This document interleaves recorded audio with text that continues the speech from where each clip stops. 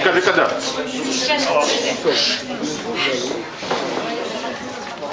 Я мужская свобода.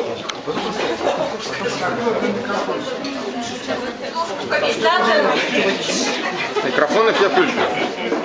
Там могли наступить. Проверь. Проверь микрофон. Слышно? Да. Микрофоны все включены. Статуя это только для красоты, она не поет. Представляем иммигрантов разных стран. Все?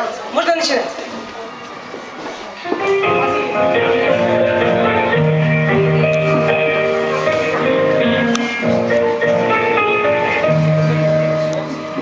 Широка Америка родная, много в ней лесов, полей, эмигрантов разных принимает, белых, черных, желтых человек. Иммигранты из Африки.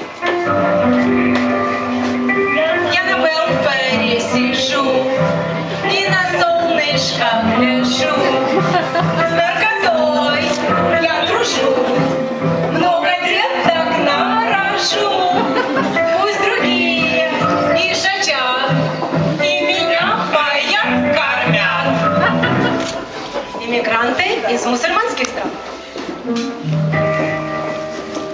Это есть наш последний и решительный бой. Мы шариат построим и всех укроем параншой. Эмигранты из Латинской Америки. Из Кубы тайникам не всегда по четвергам уходят лодки в плавание к далеким берегам. Утони в Америку, и мы их из Америки на Кубу шлем назад.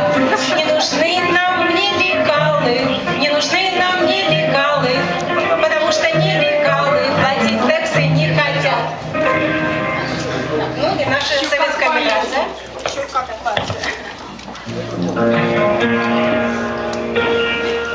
Мы рождены, чтоб сказку сделать былью.